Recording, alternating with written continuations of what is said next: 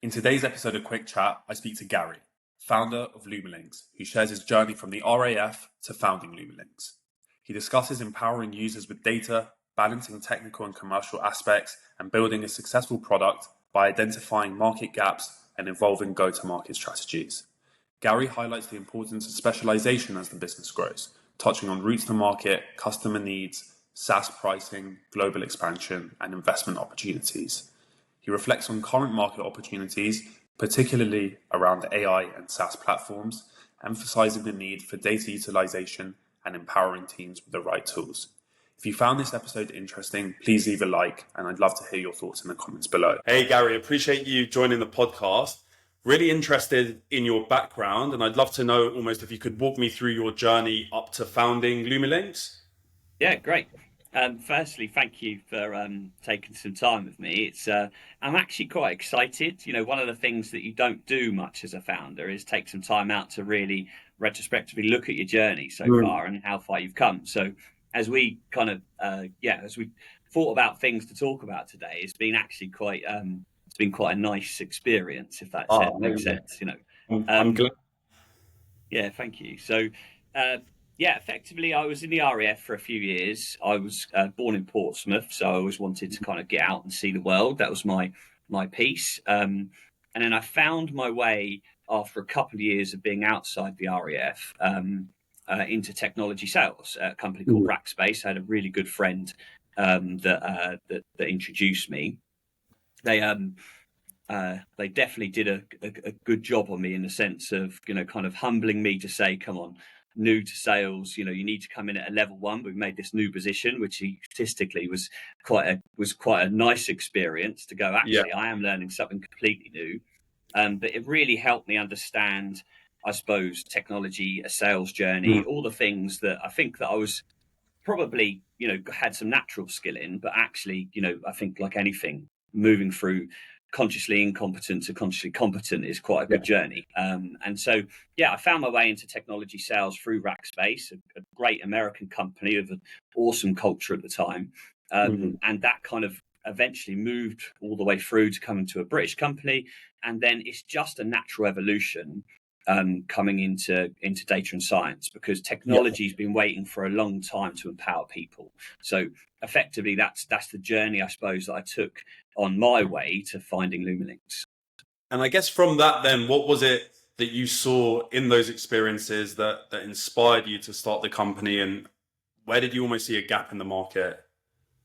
Yeah, as I when I joined Rackspace, the cloud market was just being launched, and so there was a conversation all the time, like, can you explain cloud to a, you know, kind of to a child, to a 6-year-old, you know, or your nan, you know, in that sense. And so it was a really interesting time because of the cloud technologies coming to the market. And so that really was just the fundamental to the next stage. You know, everyone used to have computers under their desk. Then we moved them out into an office, and then we went to a colo facility. Then we've moved to cloud. That journey for me is all about this next stage, which is putting data in the hands of people, not technology people, not the SQL engineer, not the data scientist. This is, can I enable a CMO to make a decision, you know, with multiple data sets around my business, because we're really at tier one at the moment. You know, a sales leader will say, who's my best clients? And they'll go into Salesforce and they'll go, who spent the most? And most people are going, well, I know there's a better way.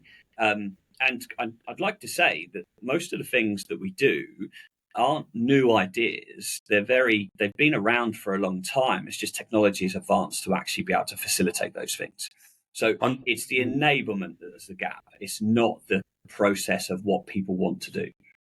So I guess from that, I'd love to know just a bit more about Lumilinks and what you guys do and what are the challenges that you solve as well. Great. So we're a data and science business. We've luckily been able to stay fundamental. I've got a couple of core slides that I made on day one that kind of talks about our journey, which I bring out every now and again. Most of the people in my company laugh at me because they're terrible slides. They're like 3 triangles.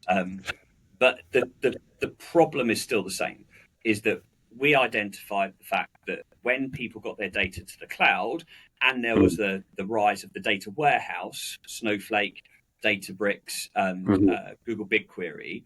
Is once you get to that place, where do you go next? So Right. Lumilinks is about creating a managed service for a data warehouse. So there is no AI strategy without a data strategy. And there's a big gap between asking your IT team to be able to do that. A data team, when you see really good operations, normally they've got a separated data team. Sure. And then ultimately it goes, how can we help people utilize that data within a business?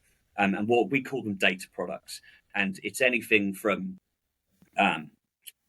marketing attribution, which again has been done to level one, for many years, but we take it down to the more finer levels, in a sense of being able to really increase the efficiency, being able to enable people to see that automatically rather than actually asking for that data to be pulled, etc. I'd love to know then, because obviously it's a highly technical product, and you mentioned you came from a sort of sales background. You're not that technical. I'd love to almost know your journey from ideation to execution and how you balance that technical side of the business as well. Yeah, no, thank you. I think it's a really good point, particularly for a founder of a business. Is most of the time, and I was really lucky. I've got a good network of people that always helped us with office space and those things. And there's a big barrier to getting into a business, but ultimately, most people aren't a generalist. Most people aren't really technical and really commercial.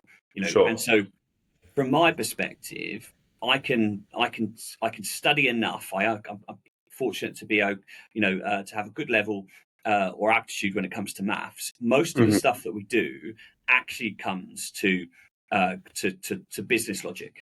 Right. What we're trying to do is actually enable people to do more with data, and that normally reduces quite a lot of cost. I've got Right. a big pitch around kind of the death of the SaaS market. Mm-hmm. We're all kind of benefited from the fact that the SaaS market was funded from Silicon Valley for a long time. Sure. But actually that model was really created because of the finance market Right. wanted that ARR model where they can scale businesses and they understand enough of it. Whereas actually in this kind of case, what we're actually looking at is how do you build that data and that value behind someone's firewall. So it's their intelligence.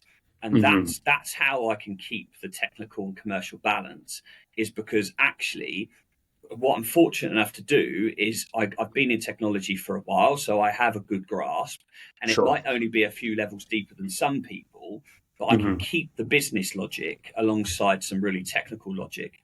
There Mm-hmm. are huge examples of people wasting hundreds of thousands of pounds and, more importantly, time, a year trying to install the latest part of technology because there's been an amazing sales rep that's come in and pitched you the latest ERP. Or Mm-hmm. some of the big cloud vendors have come in and said, here's £100,000 worth of credit to spend on our cloud. And the Right. technology teams go, great, that's going to be really interesting. But interesting doesn't bring a business forward, and Mm-hmm. that's the balance. So for me, I don't think that I should try and know everything about the technology, albeit in the world of data empowerment, a lot of it comes back to maths. So actually it's Yeah. a fundamental. But actually I'm able to quite quickly understand that where technology doesn't add value to a business and where it does. And that's the difference, I think, that we bring in the business to people. Absolutely. And I guess from that, then how did you build the product though? Where did that technical side of things come from? Yeah, so I'd love to say it's a magical journey starting a business and everything's rosy, but it's not. We went through. I come from quite a humble background. I was lucky to be successful in technology, and I self-funded the business, so I didn't pay myself anything from the business for a few years. Fine. That enabled me to say every time that we delivered a piece of work, and if I give any piece of advice I've got to any startup is don't do your website first, because you'll Why? waste lots of money and time, because I can guarantee you'll change your website after 3 months, 6 months. Yeah. As you start your business, what you need to do is get out to the market and just find one project. Don't try and create a business plan that's got 100 clients on it. Just find one, test your message, test your theory, deliver it. And what we did is we just kept all of the margin, that we made from each project, and we just invested each time, and we still held that. I still hold that today, to be honest. We just go through each project and we look to grow. And so we're just bringing in the next technical resource, and we're always looking at the projects we've delivered. What have we got right? What didn't we get right? What actually could we do better? Which is normally the answer, is what can we improve to deliver the journey? And we had a very clear mission, which is make the world better with data, which we can bring back out of the kind of kind of marketing message that sometimes can be looked at. So actually, that's what we're trying to do. We've got a clear ICP, which is an end user that doesn't have to know SQL, that needs to have more data. And that's the only thing that really drives us, is that most businesses would say they've got lots of data, but they just can't visualize it. And so that was always the clear message in the business. And effectively, that's how we built the business. We just kept bringing in more people that said, well, do you know what, if we could do that part of the journey, it'd be better, and we just justified it after being successful after each project. And I think that really held us to a strong, we don't have any debt, we're profitable, and we've always kept that methodology in that sense. You mentioned something really interesting there. So you set up the company, self-funded, it's bootstrapped, and then you say something almost like really simple, you just find the first project and do it. But that 0 to 1 piece is really difficult. Could you walk me through how you did that? Yeah. So in this case, I won't go into too much detail about the bottle of gin, but that is literally, part of the piece, is that I was fortunate to sit down with my co-founders. We sat and we said that, from where we came, we've got an idea, and the idea is that actually there's a gap between the cloud and then people utilizing data, and so how do we break that part? That isn't, I need to go talk to my data engineer. A week later, he sends me something. I then come back and say, that wasn't right. Can you change it? I end up with the data a month later, and actually by then the project I wanted to do is already gone. So we just tested that part of the message, with some pretty forward-looking perspective. So it was a marketing business that we were working with. Sorry, they're an antivirus business, but it was the marketing department. Right. And we talked to them about causal analytics, which is quite an advanced scientific methodology for understanding how do people interact together. Now, we wouldn't talk about that today. That's one of the learnings, is stop talking about the science. Sure. But effectively, we had a really, I just went out to people in my network, said, I'm, running a data business. The whole point is empowering end users with data. I took this scientific methodology, which was all about how do we increase the word of mouth spread of a brand. Yeah. And effectively, I said, our goal is to make sure you've probably got the data, but we can highlight it for you and then power that decision to a further level than you've got today. So it was a terrible message. It's not the one we go with today. Sure. But at the same time, I fortunately, I would have still gone with it at the point, because actually what you're looking for there is people that are really interested in doing something different. Because if I'd gone and tried to pretend, and there's an element of always pretending in a startup. You've Sure. got to be able to give confidence that you can do the work. Yes. But yeah, if we effectively had someone that was interested in going to the next level, and we were able to increase, by the way, their marketing efficiency by 48%, their conversion rate on their website, by understanding the difference between B2B sales and B2C sales, that one led the other. So effectively, that's what it came down to, is the more places you had B2B sales, it will automatically boost your B2C sales. You don't need to go spend hundreds of thousands of pounds on AdWords, etc. So that small piece of work enabled us to get off the ground, and that 0 to 1 position. And we just kept building on it. We literally just kept building on it. That's amazing as well, that you managed to use people from your network to land that first logo, get from 0 to 1. Yeah. Something that just from my experience speaking to people, that black book almost runs out quite quickly, and you may not have enough people in your network then to take it to the next level. I'd love to know how your go-to-market strategy evolved once almost you ran out of people in your network. Yeah, I don't agree with the premise that it runs out. I think that what actually happens is you extend it as you go, Hmm. because actually, what I'm fortunate that I think if someone's got a data problem, is Hmm. actually, they'd say you should go speak to Gary. And the amount of times I've had look, I don't even know what I'm asking for at the moment, but I've got Hmm. this data challenge. So, I think that what's the 7 points of connection? Yeah, Everyone in the world by seven yeah, points. yeah. Is everyone's network is actually massive. The Hmm. difference is, do you do things when you deliver that first project to make sure that that network keeps going? So I'd still say today that we haven't run out of our network. Okay. What I do understand in the question, to be fair to the question, is that you have to start establishing routes to market that aren't your network, Sure. because as a founder you can't scale. And I've learned that the hard way that most founders do. Hmm. And so at that point, what you're trying to do is you're trying to empower people in, as you bring people into the business. We didn't really have a sales team about a year ago. It was just me and 20 odd techs. And I mean that, affectionately, because actually it was quite a really fun time, Yeah. is that we just make that process up as we went. But actually, when you get towards the 50 people, you have to have a really sound base of, you have to have examined your processes in the business. You have to look after people in different ways, because there are different types of people and they need different types of support. Um, and so as we've built a sales team, part of the work that I do is I talk them through, how you build a network, how you make sure you hold the relationship with a client, because Hmm. ultimately, everyone's got a to-do list and you're really just trying to take something off it for them. Yeah. And I think that if you do it in that way, to make sure that the reports that we do at the end, for example, we don't brand them Lumilinks, we Hmm. brand them in the client. So Right. effectively, the person, our stakeholder, can send it on as their monthly report or their end of project report, as if they've done it.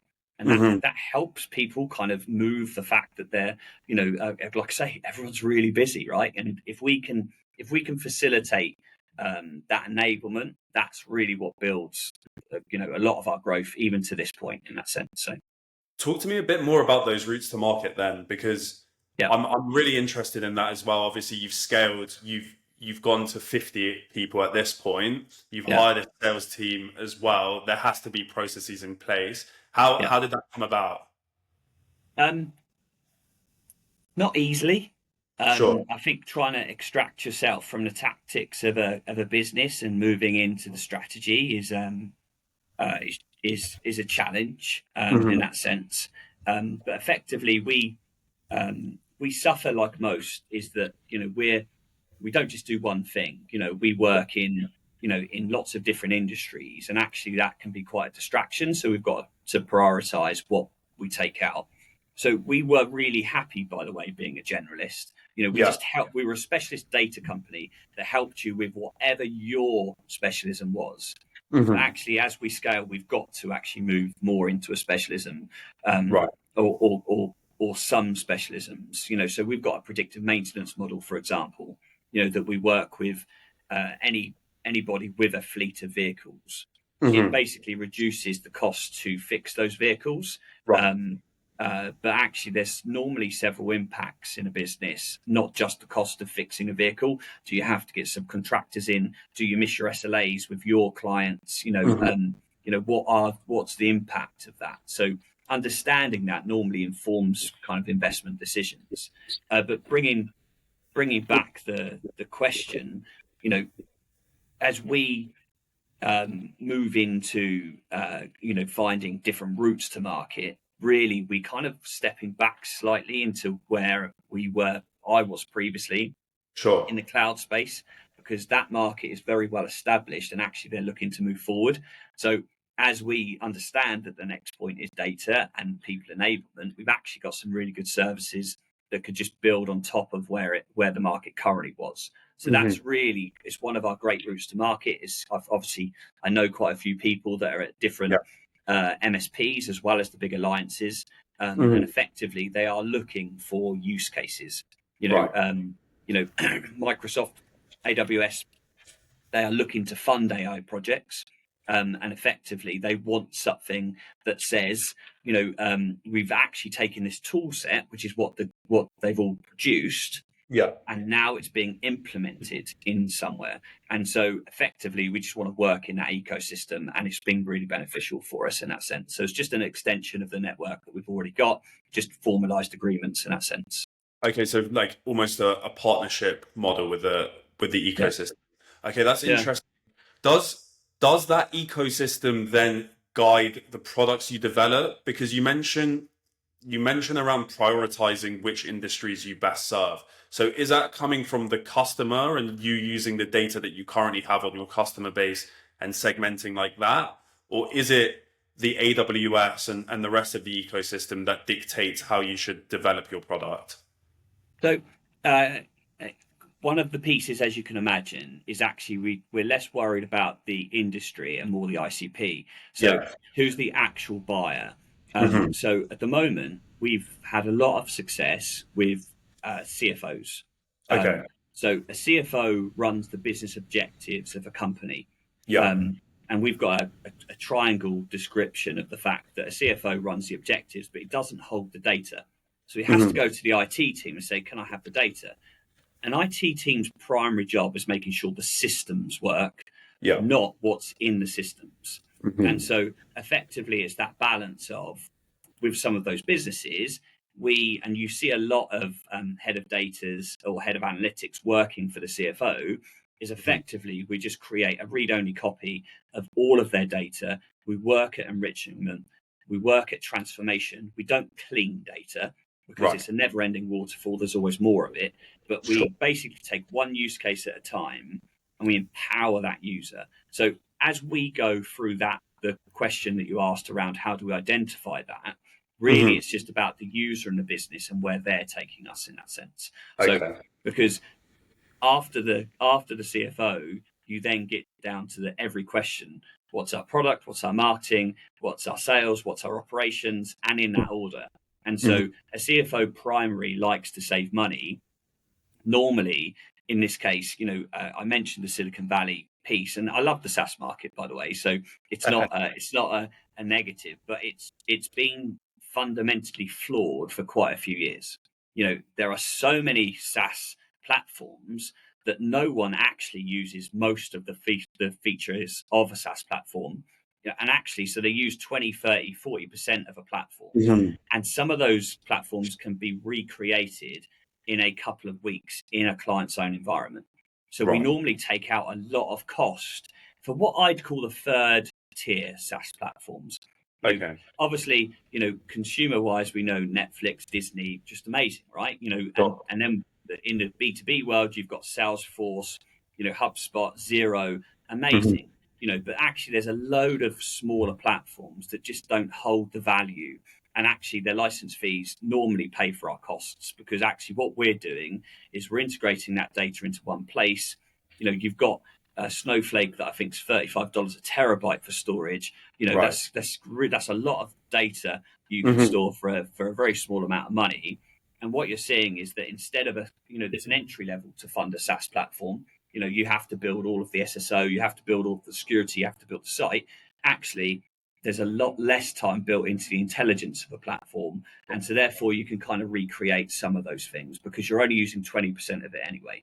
And so I'm, by the way, like I say, massive supporter of the SaaS market, but no company now wants 50 SaaS platforms. They're going, I can't get my data together, so. That it's interesting you mentioned that as well, especially on the piece of where typically businesses are only using 20 to 30% of a platform. And that's something that I've seen a trend is almost switching from that subscription based to like a usage based pricing. So it's interesting that you mentioned that. I'd love to know almost how you determined your price point and how you guys sort of, is it a project by project basis, or walk me through that? So we started, as you if you decide to bootstrap your company instead of going to get funding, which I Hmm. think, by the way, at the time that we made our decision, you could see that there was a massive funding gap, in Yeah. that sense. So we consciously made that decision.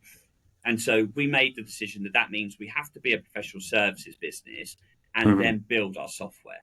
And Right. that's exactly what we've done. Is that when I said earlier, that we always use the investment from a profitable project into Hmm. either people or software. It takes a long time, but actually, if you look at most of the cycles, you get to about the same place at Sure. the same time. Um, uh, but yeah, that's effectively the cycle that we went through.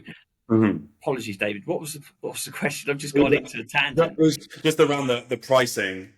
Pricing, sorry, yeah. So when we've made the transition, what effectively we're trying to do is go, well, we've actually built some of this code, over the last 5 years. What did it actually cost us to do? And Hmm. can we have the equivalent in our professional services, but actually benefit from the automation? So one example is we've got some code that can automatically create a Snowflake data warehouse or a BigQuery data warehouse in a very short time. It used to take us about 30 days. And so Right. effectively, we try and build that into our pricing structure as we go Okay. forward, the equivalent. So we're trying to get to an oversubscription rate of about 200%. So, i.e., we're using code to effectively double what we would have done in a professional services.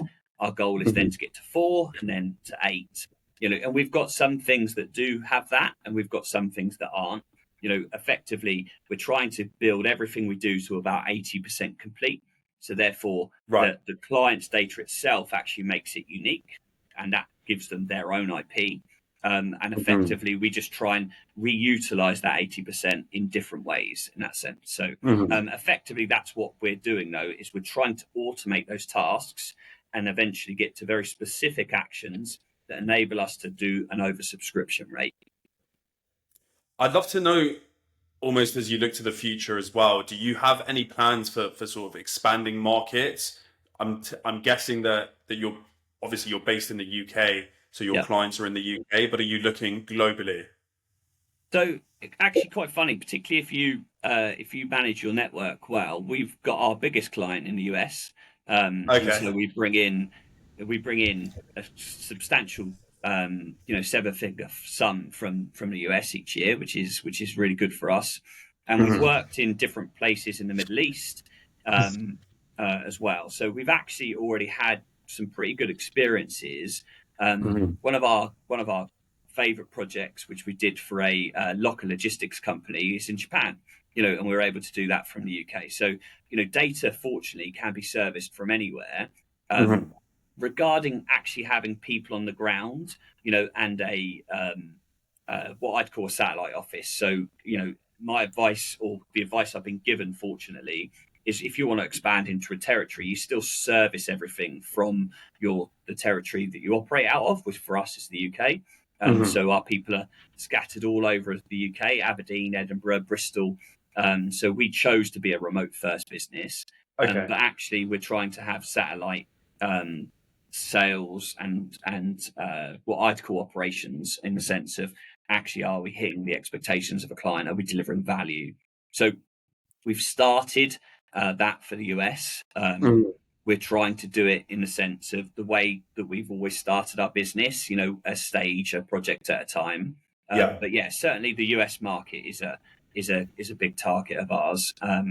Partly because they really value sales, so they like Sure. someone coming in and saying, "Look, we'll make your data better." And we'll do that by showing you value after each project. And Mhm. so they kind of like that logical sales process or commercial value in that sense. Have you But also it's a cool market. So. have you seen that almost the way that you structure your messaging changes depending on which territory you approach, and if so, how do you kind of adapt to that? Yeah, we're fortunate because AI has got so much media attention at the moment.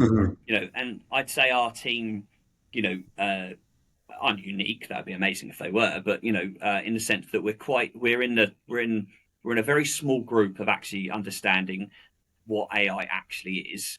and whether businesses actually need it. So there's a difference in the message of here's an AI toolkit that one of the big vendors have created, Right. or we've integrated an AI tool from one of the big vendors, and therefore we're going to label it as AI. So majority of businesses, and we work with some really large businesses, for most of the fundamental pieces that they're doing, they're moving from tier one analytics to kind of tier 2 and 3. They don't need AI to move from tier 1 to tier 2. They need some really good scientific methodologies, and effectively some really good visibility of their data and automation of how that works. So effectively, we're lucky that the main vendors are looking to spread that message for us, and we simplify the message coming out of Microsoft, Snowflake, AWS, Google, and that really is kind of, so we're able to actually look at their in-territory messaging, which doesn't change much, but it does change in the UK to the US, for example, and we're able to just bring it down a tier rather than needing to lead a message, which is a lot harder. Trying to make people understand a technology is very difficult. Trying to say, well, what Microsoft are meaning here is this, and this is how it can impact your business. So we're lucky that we don't have to lead that, but at the same time, the message Microsoft does give in the US to the UK is different, and so we follow that. Okay, absolutely. No, that makes sense. You mentioned obviously that you're bootstrapped, you're profitable as well. I'd love to know down the line, is investment from third parties something that you're looking into? I've always been open to it, and actually, it's one of my laughing points, things to reflect on that makes you laugh as you go, through a journey. We got an offer for our business before we finished our first project, and kind of in hindsight, you go, what? But I think it's the knowledge, know-how's a really big part. So are we looking to raise investment? No. Would we, if it was the right partner and we had the right strategy of what we'd go spend the money on, potentially? No, not potentially. Yes, we would. Right. I think there's a bunch of market consolidation that's going to happen now that the market's kind of open. I don't think it was open even 3-4 months ago. I think that people have just got to the point where actually this is all about people empowerment, and I don't think people have realised that. And I think they just are starting to. So there's some messages out of Salesforce recently, and their partnership with Snowflake that made me certainly sit up and go, that's exactly what we're talking about. And that if the big vendors are now talking about it, over the next year or so, there's going to be a lot of awareness that all this tool sets, all the technology doesn't really matter if you don't empower people with data. And so effectively, I think that our strategy is going to be about, we've built some software which is all about enabling a person in a business to interact with data without needing to have any technical skills. And it's been quite a challenge, and it's taken us, 2-3 years to build that software. And we're at the point where we've actually got our clients on the software now, which is really great. And so we've probably been talking about it more. But effectively, as that market opens up, if it does in the way that I predicted, we're going to want to hit scale. And naturally, we're quite hoping that a big technology company sees it and goes, "That's what we were talking about at our convention last year. That's exactly what we need to do," because people are saying, and you can see it in people's financial numbers. So some of the big tech companies, I won't name them because I'll get the numbers wrong, but they announced that they've grown their revenue, their forecast is higher, but their share price dipped. And that was because of the fact that they're not seeing people actually utilize the data. You saw Microsoft, Snowflake all move to this point of remunerating their salespeople by consumption instead of the contracts, because they know that if they don't get people actually utilizing this thing, then that's the problem. And I'm not emphasizing that because naturally you'll have not just tech founders, here, but lots of people commercially focused. That is the fundamental part to actually the believing in our vision, is that actually we can see it in the market, we can see it play out. the fact that the SaaS market was getting massively underfunded after a series of years of being overfunded, that there's a problem with the visibility of data, that you've got the large companies actually making, kind of different decisions based off the fact of, people not fulfilling the Hmm. market that they expected to happen. And there is a big gap between, you know, uh, no offense to the technical engineers, the data scientists. There's a big gap in their commercial knowledge to actually take the data and give it to someone to be able to utilize. So Cool. when I say that, is that's the belief that's always driven us. Hmm. That's the piece that I know I can keep investing. That's the piece that I know that I can keep believing in our direction, and that also then decides whether we take funding, because now the market's actually open. People Hmm. are just talking about data products. People are just talking about, are we enabling people? That is what we've been building for 5 years. So that's going to drive our investment decisions, if we can see the scale of our software. So Perfect. So it sounds like it's an exciting next couple of years then. yeah, if I've got the energy for it, but yeah, absolutely. I think that you know, genuinely, I think that I talk to my team about a meaningful experience. Is that what, regardless of what happens with Lumilinks, like I want people, whether they're here for 6 months or 16 years, to Hmm. really enjoy the journey. I mean it for myself as well. Like I'm doing this because I want to. I've always wanted to do this. You Yeah. know, I've always wanted to have a business. I've always wanted to see if I can impact the world in some way. And Hmm. ultimately, I think that's what's going to, well, hopefully keep me driven. That we are making a bit of a difference, because at the end of the day, we all come back to, my granddad was a publican, so he used to run a pub, Okay. and he used to say a story of, we all come back to the bar one day and we sit there and we go, what did we achieve? And so I Yeah. think that's part of our goal, is actually, well, certainly what drives me is can I make that little bit of a difference, to say that I had a great story, because that's what we finish the world with, right? Is the stories that we created. So. 100%. Gary, really appreciate your time on this podcast. I learned a lot.